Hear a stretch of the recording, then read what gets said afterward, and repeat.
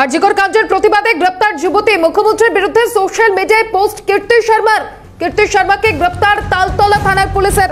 মুখ্যমন্ত্রীর বিরুদ্ধে সোশ্যাল মিডিয়ায় পোস্ট করেছিলেন কীর্তি শর্মা, এবার তার বিরুদ্ধে পুলিশি পদক্ষেপ। কীর্তি শর্মাকে গ্রেপ্তার তালতলা থানার পুলিশের।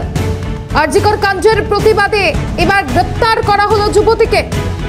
মুখ্যমন্ত্রীর বিরুদ্ধে সোশ্যাল মিডিয়ায় পোস্ট করেছিলেন, দেখাচ্ছি সেই পোস্ট। মুখ্যমন্ত্রীর বিরুদ্ধে পোস্ট করেছিলেন কীর্তি শর্মা এবং তারপর তার বিরুদ্ধে পুলিশি পদক্ষেপ। এবার তালতলা থানার পুলিশ গ্রেপ্তার করলো কীর্তি শর্মাকে। আরজিকর কাণ্ডের প্রতিবাদে এবার গ্রেপ্তার যুবতী। মুখ্যমন্ত্রীর বিরুদ্ধে সোশ্যাল মিডিয়ায় পোস্ট করেছিলেন কীর্তি শর্মা, তারপরেই তার বিরুদ্ধে পুলিশি পদক্ষেপ। এবার তালতলা থানার পুলিশ গ্রেপ্তার করলো কীর্তি শর্মাকে। মুখ্যমন্ত্রীর বিরুদ্ধে সোশ্যাল মিডিয়ায় পোস্ট করেছিলেন কীর্তি শর্মা, তারপরেই তার বিরুদ্ধে পদক্ষেপ। এবার তালতলা থানার পুলিশের হাতে গ্রেপ্তার কীর্তি শর্মা। আরজিকর কাণ্ডের প্রতিবাদে এবার গ্রেপ্তার যুবতী। মুখ্যমন্ত্রীর বিরুদ্ধে সোশ্যাল মিডিয়ায় পোস্ট করেছিলেন, সেই পোস্টের ছবি এই মুহূর্তে তুলে ধরছে আপনাদের সামনে। সেই পোস্টের কারণেই এবার পুলিশি পদক্ষেপ কীর্তি শর্মার বিরুদ্ধে। তালতলা থানার পুলিশ ইতিমধ্যেই গ্রেপ্তার করেছে কীর্তি শর্মাকে। সোশ্যাল মিডিয়ায় মমতা বন্দ্যোপাধ্যায়ের বিরুদ্ধে পোস্ট, যে কারণে এবার গ্রেপ্তার পুলিশের। আইনি পদক্ষেপ, পুলিশি পদক্ষেপ এবার কীর্তি শর্মার বিরুদ্ধে। মুখ্যমন্ত্রীর বিরুদ্ধে সোশ্যাল মিডিয়ায় পোস্ট, তারপরেই তালতলা থানার পুলিশের হাতে গ্রেপ্তার কীর্তি শর্মা। সত্যজিৎ মুখোপাধ্যায় রয়েছেন টেলিফোন লাইনে। সত্যজিৎ, কীর্তি শর্মার পোস্ট, তাও আবার মুখ্যমন্ত্রীর বিরুদ্ধে, এবং তারপরেই আমরা দেখলাম পুলিশি পদক্ষেপ। ঠিক কি পরিস্থিতি, কি আপডেট রয়েছে? দেখো, নির্দিষ্টভাবে সোশ্যাল সাইটে বিভিন্নভাবে যে নোটিশ ইতিমধ্যেই পুলিশের তরফে জারি করা হয়েছে যে কোন রকম প্ররোচনামূলক বক্তব্য রাখতে না করা হয়েছে, এবং তারপর বিভিন্ন সময় দেখা গেছে যে চিকিৎসক এবং রাজনীতিবিদদের বারে বারে তলব, এবং শেষ পর্যন্ত ছবিটা আসছে যেমনটা তুমি দর্শকদের জানাচ্ছিলে যে কীর্তি শর্মা তিনি লেক টাউনের বাসিন্দা, এবং তিনি তার ইনস্টাগ্রামে একটু পোস্ট করেন, সেখানে তিনি নির্দিষ্টভাবে মুখ্যমন্ত্রী সম্পর্কে পোস্ট হয়।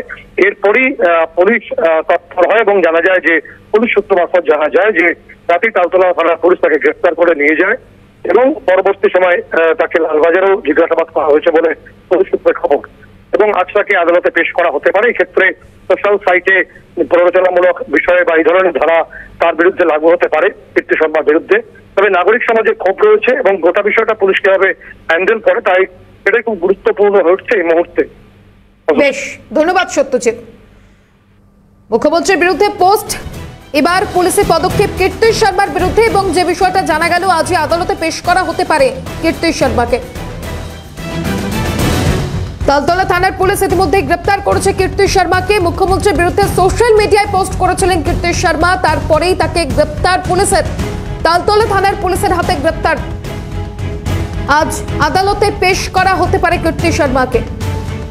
আরজিকর কাণ্ডের প্রতিবাদে গ্রেপ্তার যুবতী। মুখ্যমন্ত্রীর বিরুদ্ধে সোশ্যাল মিডিয়ায় পোস্ট, যে কারণে পুলিশি পদক্ষেপ, গ্রেপ্তার করা হয় কীর্তি শর্মাকে।